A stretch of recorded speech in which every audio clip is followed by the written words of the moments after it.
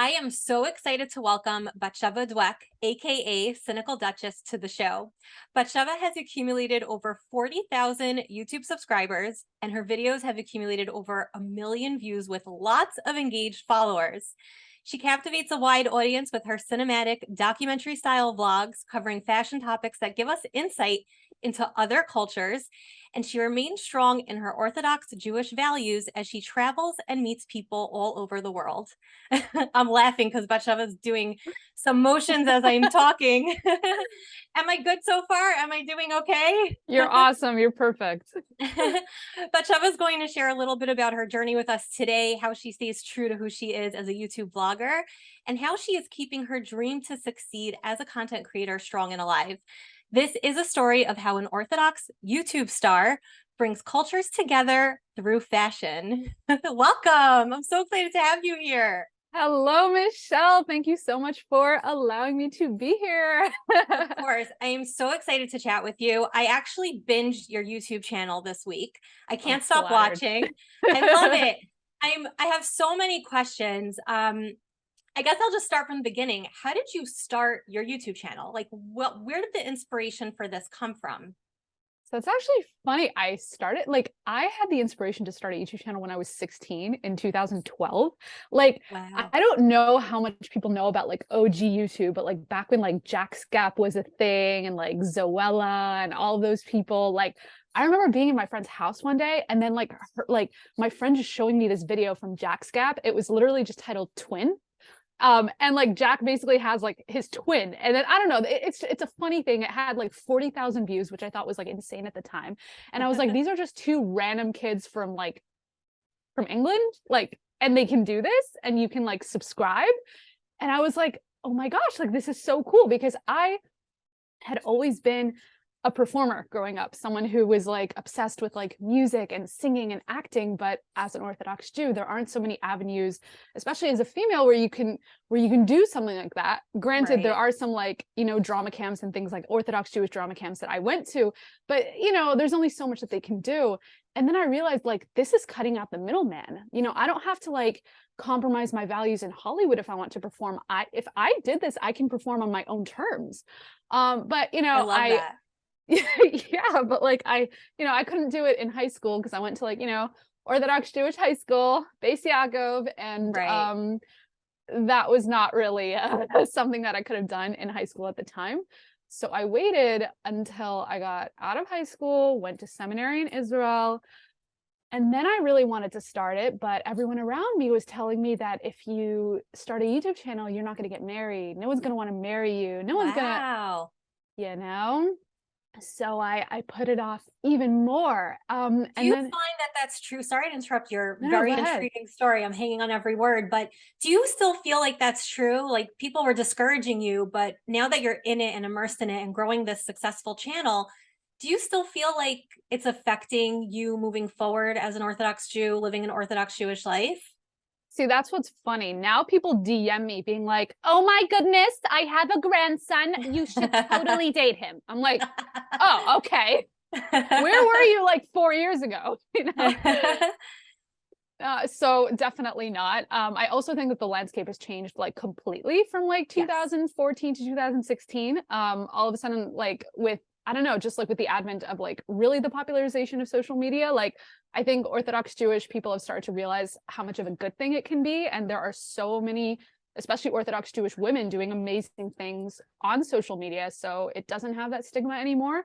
But Yes. yeah, I mean, just like you've been going at this for years, and like, I mean, you haven't only just been like doing like just social media. You were also like in the outside world doing like anime and designs and things like that. So you know what it's like. I do know what it's like. And I think that's like how we even connected to begin with. It was like, I Yes. think you reached out to me, you're like, we're the same. And I'm like, I know creatives just, I think we have a hard time finding our way. But like you said, so much has changed recently where there's less of that stigma. Like you're not so different anymore when so many people are like surfacing now with all their talents and they're creating a name for themselves on social media.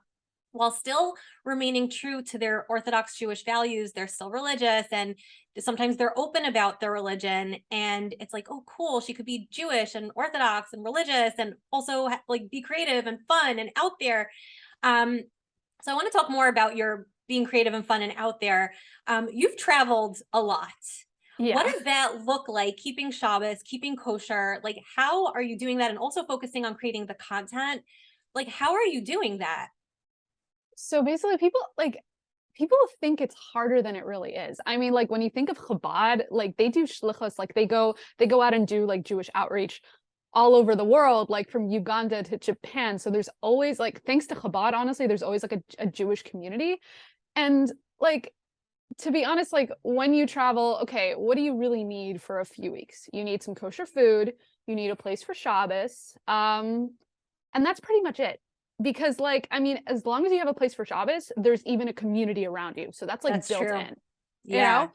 So like, especially Europe, it's, oh my God, super easy because like I honestly, I cheat so much. I stay with like from friends, like religious friends in Europe. And sometimes I don't. Sometimes I do couch surfing with like people of all different cultures. And that's so much fun.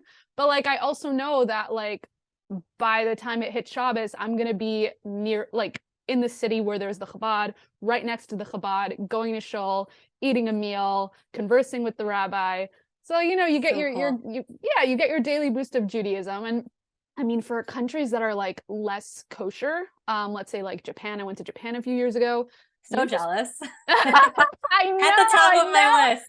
I want to be there more than like, that's like the next place I want to visit. You have to go. You're gonna love it. I Oh know. I gosh. know. And the Chabad is great in Tokyo, Yeah. but Good to yeah. know. You'll hook me up. Oh, for sure. No, but like, I mean, you just bring your own food, you rent a place with like a kitchen, and then you just kosher the oven and you bring your own pot and pan and you're good. Literally, you're good. I love how you make that sound so easy. Like you're your own gourmet chef and you're good. You're set to go. Yeah. I'm like, oh my God, the things I would have to pack and oh my goodness. But I love that you make it sound easy breezy and it doesn't stop you from chasing and achieving your dreams, which I love. Um, so now I really want to segue into the content creation part of the process. How do you come up with ideas? Wait, let's start. Let me backtrack a second. Why fashion? So for anyone who has not watched Batsheva's videos, you approach people usually within different cultures. So you'll speak to like people within rich neighborhoods in certain cities, or even when you're traveling, you'll ask people to talk about what they're wearing. How did this start? Where did this concept come from? So it's actually interesting because I'm in the middle of pivoting now. So it's, Ooh, a pivot. oh, Love a definitely a good pivot. pivot. Oh no, definitely a pivot. So like, I mean, I kind of fell into it by accident, which is why I'm pivoting. Because I've always been interested in fashion, but really, really my thing is culture. If you look at all of the videos that I do, I'm not literally just going to the same New Yorkers on the Soho streets. Like there are a lot of channels now. It's like, what are people wearing in New York? Like, Yeah. if you look at my videos, they're intentional about culture. Like I want to Well, know. Yeah, to go ahead. add to that, as someone who just recently binged your stuff, what I found really, really interesting are the comments on your videos, because you'll go to a neighborhood and interview people, and then people from that culture will be like, that's like in my culture. And then like everyone's having this conversation about how they're relating to the people in the video in their own way, which I think is fascinating how you're bringing people together through these topics. It's so cool to watch this. Okay, sorry, finish your thought there. Cut you No, off. that's literally totally my intention. I think as Orthodox Jews, we are consistently demonized in the media, and a lot of people don't understand us. And so I felt like it was my duty as an Orthodox Jew to not only humanize us, but humanize other people who may be misunderstood. And that's how I came up with my slogan, "Embrace your misfit," because I love everybody's, that. yeah, like everybody's a misfit. Everybody has something that they don't feel like they fit into the rest of the world, but that's not something that you should be ashamed of. That's something you should be proud of. And so when I And see comments embrace like it. that, exactly, when I see comments like that in my comment section, I'm like, yes, thank you. That's exactly what I was trying to come across. But and just back to like how I fell into it, like I was doing like everything that I could possibly do to grow on social media for like 2 years, and like nothing was working. And then I mean, some of my like Jewish videos blew up, but like We can talk about more about that later, about why I don't want to be in the Jewish social media sphere. But like, I always have been into fashion and culture. And when I saw that there was this one YouTuber called Karen Britchick, and she was doing a lot of what are people wearing in New York. And I was like, that would be so interesting if people started doing that like all over the world. Like, how does your environment influence the way you dress? I love So that. yeah, as I said before, like my topics are very intentional. Like, I want to know, how does social class influence the way you dress? I did like 2 like richer neighborhoods in LA and New York. And I also did the East New York projects, like the Hood in Brooklyn. How does that environment influence the way you dress? I've also gone to Europe. I've done a few cities there. And I also have like a lot of other ideas for a few other cultures that I don't want to talk about yet because it hasn't happened. I But can't like, wait. oh God, I'm so excited. Don't really, I'm not really excited anymore about what are people wearing. I am excited about fashion documentaries and making stories basically around the same thing. Like, let's say I go to, I don't know, let's say I want to, I'm not even going to say like any new countries because like whatever, but let's say I want to go back to Paris again and I want to make a story about Parisian fashion.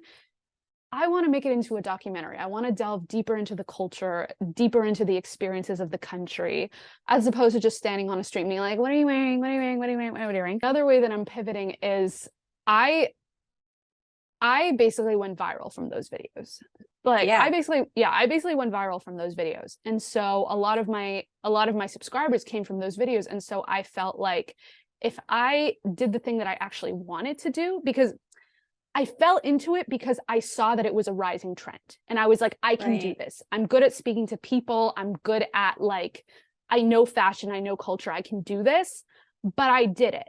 And I perfected the format. And I have all these other ideas like vlogging about life in a relatable way. I feel like there are no Orthodox Jews that are doing that. I feel like when you're an Orthodox Jew on YouTube, why do we talk about Passover? Which is amazing and it's necessary. And we love the people who do that. And I'm so happy that there are people who are taking up that helm. But I feel like there just needs to be an Orthodox Jew who is just herself, being known for her talent and not her tokenism. And that also ties in with Embrace Your Misfit. And that's kind of how I'm pivoting right now. Like I just came up with a video like Lost, Alone, and Broken My 20s. And it is so far the most thing I'm the most proud of on my channel because I wanted to talk about that video actually. I watched it. It spoke to my 20-something-year-old soul. I'm not in my 20s anymore. I once was, and I relate to it so much. I was in that exact same space. And again, I like to read comments. I'm just like a comment snoop. Comments are like more interesting than the content sometimes. I know. I was reading, right? And I was reading the comments. First of all, people really resonated with that video. People felt it. We all internalized it. And I love that you kind of segued away from your usual interviews and just really got deep about yourself. And I just want to talk about the story arc of that episode. Yeah. It starts very down and deflated. And then toward the end, you talk about how you're not going to stop chasing this dream. But in the beginning, you were like, how much longer do I go on doing this? I think you say something along the lines of, I'm doing this for 2 years. When do I quit? Something to that effect. And then at the end, you're like, why would I give up? I need to keep going. And it ends like with this hope that also, I think also there are people who are on the other side of that. They're like now in their 30s succeeding, and they took their talent and their hobbies and they turned it into content, which then became a successful story. And you're like in that journey. And I think we can all relate to that person within the journey, right? Like we've all been there. Anyone who got to success had to go through the messy part. And I think revealing that, the piece that nobody reveals, nobody talks about. Everyone's on Instagram like, look at me, I'm making money, I'm successful, I'm popular, look how many followers I have, look how many people signed up to my thing. And this was like so real, and I loved it. I love the realness. And you know what? Everything you do is very authentic and real.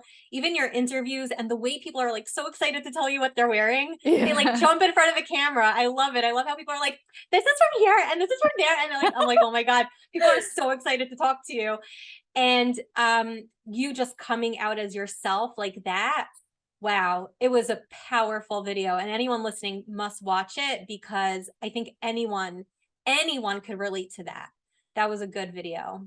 Thank you. So yeah, thank you for sharing that.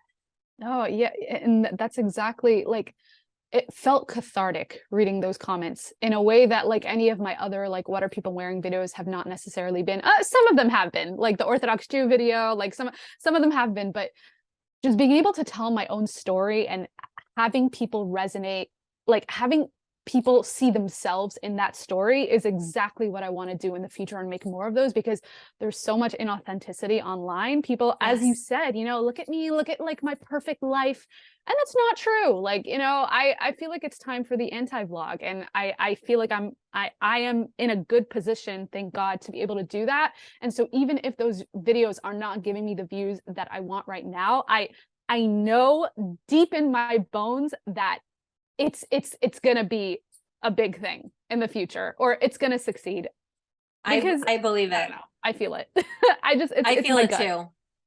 I see Yeah. a lot happening for you. Like you are such a strong individual. Like you yourself as a brand is so strong. And I love the idea of you pivoting and moving on to things that feel real to you. And also just to circle back a bit, because I know that listeners listening right now are like, what's her secret? What's the secret sauce to getting more followers and Yeah. viewers? And you said that you jumped on a trend that you saw rising.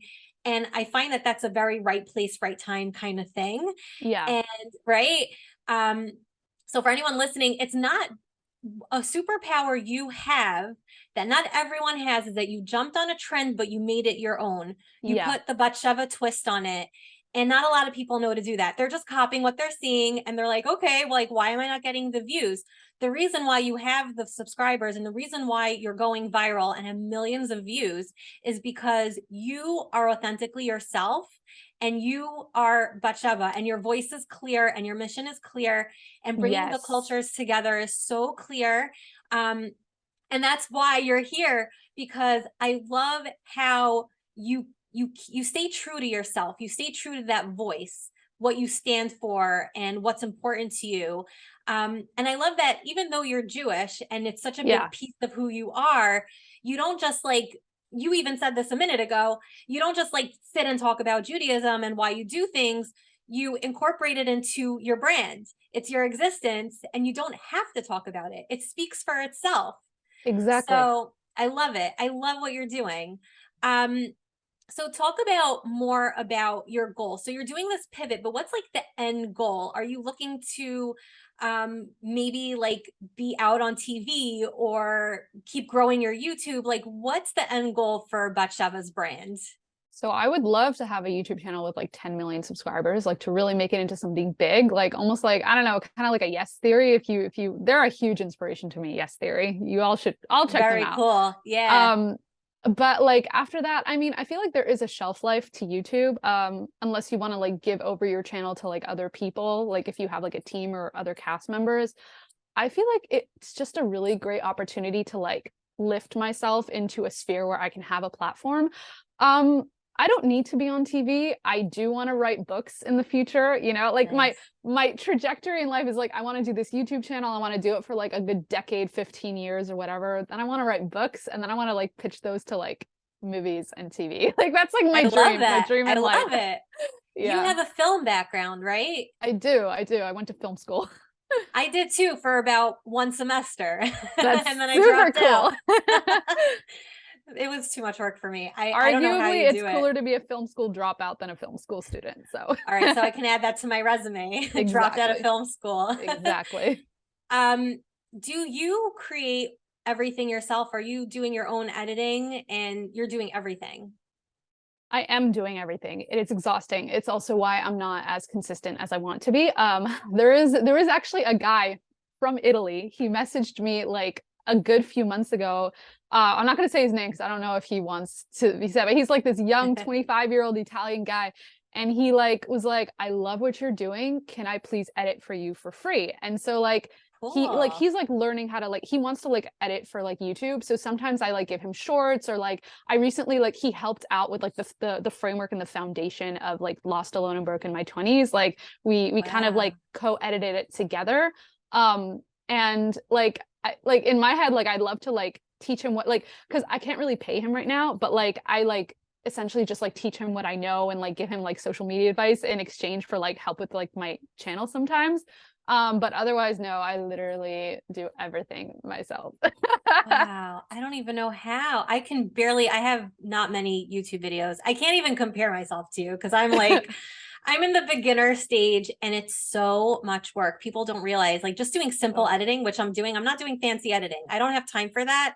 I'm only doing what I can do. yeah. And it's so much work. And you have Yeah. voiceovers, and where are you getting all this like B-roll footage from? And like, when are you doing this? How? It's amazing watching all the details come together. I mean, I can tell you, like, all of my okay, like 99% of my B-roll footage is stuff that I filmed on my own. Because, like, when you go out and you go to different countries and cities and whatever, like, I'm like, okay, get the people, get myself, get the environment. Like, I already know. And like going to film school, like, you have a shot list. Like, you need the wide shot, you need the Right. close up, you need the medium shot. Let's get some detail shots. You add it to your repertoire. And so when I'm talking about like, oh, when I was in Paris, like, I'll pull something from like a Paris video or whatever, and I'll put it So in. cool. All my music I got from like Epidemic Sound, which is this like non-copyright place that you can get like really good music. I also use Licked, which is like another paid subscription type of non-copyright place. It's a lot of work though. It is a lot of work. Oh my gosh, my head's exploding just listening to you. And I learned all this stuff. Like I know what needs to be done. Yeah, It's just like getting it done, and you're I getting know. it done. It's impressive. I want to talk about your videos about orthodoxy. Yeah, Your those got a lot of views, a lot yeah, of views. You have one that went viral, the richest people in New York, yeah, or what people are wearing in New York, something like that. And that has like millions of views, which we'll yeah, also get to. I really want to like get down and do the science and figure out like what is it about these videos that are gaining so much traction and getting yeah. so many views. Hmm. But I really want to talk about the Orthodox ones because it's like hundreds of thousands of views on those. Hmm. And I noticed that it like popped up and I'm like, whoa, that's a lot of views compared to the other content. And I'm like, what is it about it that like is so intriguing to people? And I was reading the comments. I'm like, how many of these people are actually Jewish also reading it? And it's funny, not many. People Not are like many. really interested to see our religion and culture. So talk to me about that. Like, did you intend for those to blow up? So I kind of always knew that they would, because people are like, they like secretive worlds. That's why people are obsessed with like watching videos about cults and like Right. secret societies. We're not a cult. Guys, we're not a cult.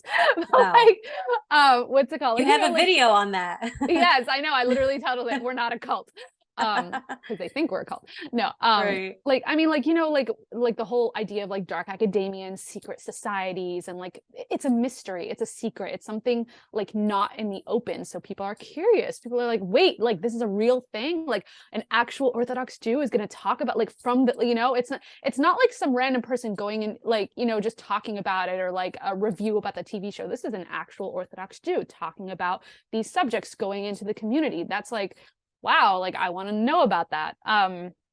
So that's kind of why it went viral, TBH. Also, the That makes advent sense. of like Netflix bringing it out into the open with Unorthodox and My Unorthodox Life, so people's interests were piqued. Like Right. that's the movie, so what's the reality, you know? Right, right. Interesting. Okay, that makes sense. And then, so now moving on to your video that now has over 1 million views.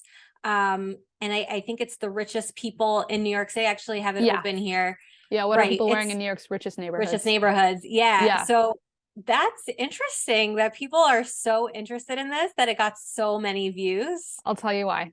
Yeah, I want to hear. I'll tell you why. Okay, so I riffed this idea off of Peter Santinello, who had a video titled like "Exploring New York's Richest Neighborhoods," and I was like, oh, that would be really interesting to just like narrow down and zero in on the fashion and figure out like what rich people are actually wearing, because that's always interested me. Because like if you think about what interests society, just look to TV and film, because that's a reflection of our culture. And Gossip Girl was like huge for so many years, and then they rebooted Gossip Girl. So Right. like clearly people are interested about these like glamorous lives on the Upper East Side. So let's go to the authentic Upper East Side and let's actually see what they're wearing. So again, it's the idea of uncovering a secret that's hidden, but also right when I publish this is straight from God. Okay, straight from God. I don't believe in luck. I don't believe in coincidence. This is you know, God wanted this one to succeed. Right when I published it, the mini series on Anna Delvey came out on Netflix. So, and if you guys don't know what she is, she basically is like this German girl. I think, okay, don't quote me on this, but this European girl who basically scammed the elite of the Upper East Side to like think that she was like this huge socially, and then she like basically took all their money. So like Oh, wow, people were, yeah. yeah, so people were once again really interested in old money and in the old money world, and my video just aligned right at that moment, which is also why I'm calm that I'm currently plateauing, because I know, like, I'm just like, God has given me so many like, you know, instances over the past few weeks to show that I am furthering my career. And so even if it hasn't happened yet, I know that it will in the future, because God literally, like, he was like, I'm going to make this video go viral. I'm going to make Anna Delvey come out right when your video comes out. So I'm calm. I know that it's going to happen again. So like, I'm not even worried, but yeah. It is all waves. Any content creator knows that, you know, you can have months, weeks, days where things are so good and it seems like, okay, things are finally picking up again, and then all of a sudden it dips, and then it gets great again, and then it dips. Exactly. And I would love to just validate you and anyone listening that this is totally normal in the content creation world. Of course, our goal is always to like keep it really high all the time, but even like major TV networks have episodes that tank, you know? And on that topic, have you ever created something that you thought was not going to get as many views or comments, but then ended up exploding anyway? Anything that you've created that like just surprised you? Or the other way around, where you expected more, yes, and then that's happened more. That's happened more than the I other think way it around. happens to everyone more. No, because it's funny, like a lot of like my viral videos, like I had a feeling, I don't know, because like I was just like what are people wearing at FIT, for example, like what students are wearing. I brought that trend to YouTube. Like if you look at like the trajectory, like before me there was like one other guy, his name was Nick Che, and he had published a video 2 years before me, what are people wearing versus FIT versus Parsons. So I credit the idea to him, but then I saw the idea on TikTok and I was like, this needs to come to YouTube immediately. So I did, and now it's a huge trend. It is, yeah. Yeah. And you also have a lot of views on that one too. That's like a really big video. Yeah. Yeah. It's So amazing. yeah, that's it. Yeah, I don't know. Yeah. You should own it. You worked hard. And again, it's you see where there's a need, you notice where people want the content, and then you intentionally create it and you put it out because you know that there's an audience that it's going to appreciate it. It's very interesting. Like I'm learning more about your process as we're talking, and it is a process. I think people can't take for granted that they can just throw something up online and expect it to do well without putting in the work ahead of time. Right. And your brand didn't grow overnight. And I want people to, although you kind of did have like a boost in subscribers at one point, right? You went from 0 to 10,000 very quickly. Yeah, after 2 years of work. Right. So that's pretty good. And then it kind of kept growing and growing and growing. And I think those 2 years, and I see this in my clients because I'm a branding strategist, it takes a year or two to really get your footing and figure out who you are and what you want to put out there and what's important to you. It's finding your voice. And sometimes we have that voice, but we don't know where to insert it. And we're like, where can we help others with this? And how can I make a bigger difference? How can I make more impact? These are things that really take time to develop. So you figure that out, and now you're just out there, and it's amazing. I love watching you grow. And we met a few years ago when you were like starting out. Yeah, and now I'm like, oh my gosh, my girl's a star. Don't forget me, Batsheva. Don't forget me, okay? Why would I ever forget you? Oh my gosh, this has been such a pleasure. Before we wrap up, I would like to know if you have any tips for fellow content creators, especially aspiring YouTubers. Any tips or tricks you can share with them? Talk to me. I want to be a YouTuber. You want to be a YouTuber? Okay. First of all, don't give up after the first, second, third, fourth, fifth year. Sorry. Like Mr. Beast went viral only after 5 years. And the reason why he's stuck with like the reason why he's so successful right now, people look at Mr. Beast and they're like, whoa, like 100 million subscribers. The reason why he's able to get to that number, because he had 5, 6, 7 years of nothing just to perfect his craft, and he didn't give up. So by the time he was able to come up with a really viral video, he was eons and miles away from anybody else.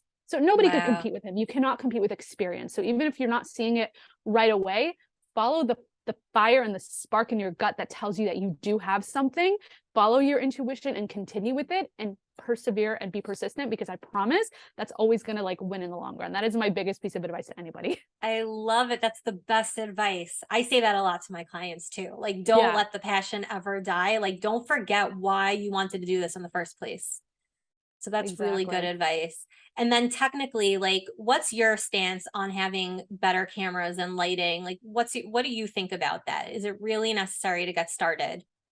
So I don't think it's necessary to get started, because I feel like in the beginning, your first hurdle is just getting started. And I started with an iPhone. But I would be lying if I said that like I think an iPhone is like amazing all the time. Okay, that being said, I think Ryan Trahan does shoot with his iPhone, but honestly, I can tell when people use iPhone footage on vlogs. I do. I can tell. I can tell when it's a camera. I can tell when it's an iPhone. Well, you also And went to film school, to be fair. yes. So you So probably know if they're using like the X12 3400, like it's so probably here's the thing. So in the beginning, when you're using an iPhone, I think it's awesome. I think it's great. That's how I started, and no one's going to tell. And honestly, you can honestly like continue your career with an iPhone and like learn like all these iPhone tricks to make it better. But after a certain point, invest in like a $600 camera.